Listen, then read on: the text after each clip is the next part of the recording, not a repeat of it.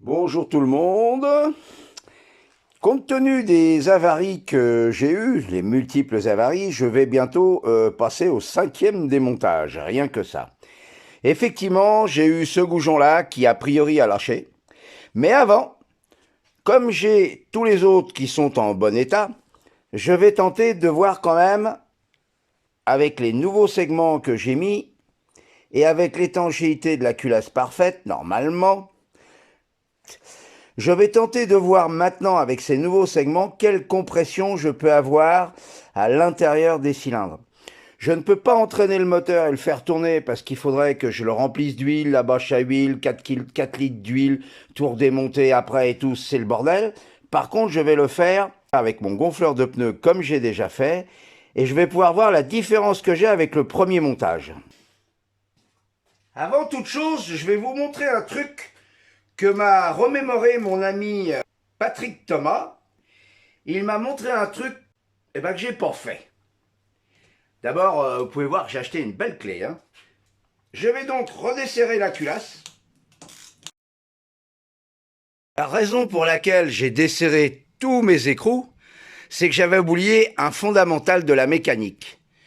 Quand vous remontez un écrou qui a été nettoyé correctement à l'essence, une rondelle pareille, et que vous la serrez, il y a une adhérence qui se crée entre les deux, et là vous avez plus de mal à obtenir le bon serrage. Donc la petite astuce, lui mettre un petit coup de gras entre la rondelle et l'écrou, de manière à ce qu'il y ait un bon glissement et qu'on obtienne bien naturellement le bon serrage désiré. Après vous avoir donné ce conseil, j'ai donc graissé toutes mes rondelles écrou et je passe donc au resserrage. J'effectue donc un premier serrage à 1,5 kg, en croisé comme on doit faire. Et ensuite, je lui fais sa finition à 2,7 kg.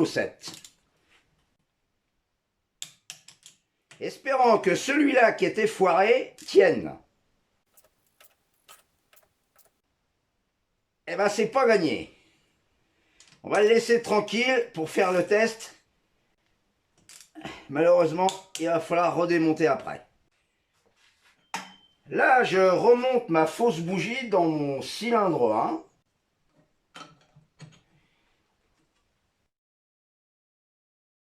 Je lui remonte son petit tuyau pour le mettre en pression.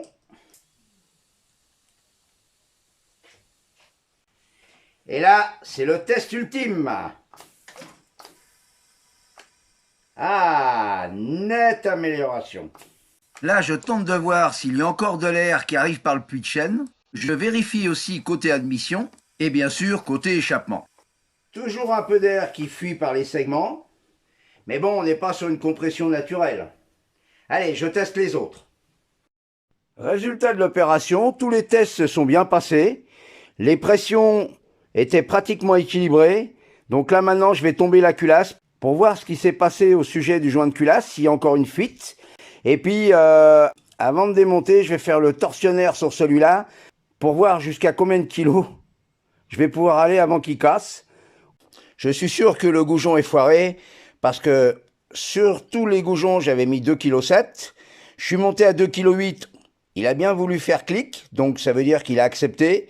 Mais ensuite, j'ai serré et j'ai pas pu monter plus. Soit le goujon s'est allongé, soit le filetage est naze, comme je l'avais prévu. Suite aux prochaines aventures. À bientôt, merci d'avoir regardé, salut.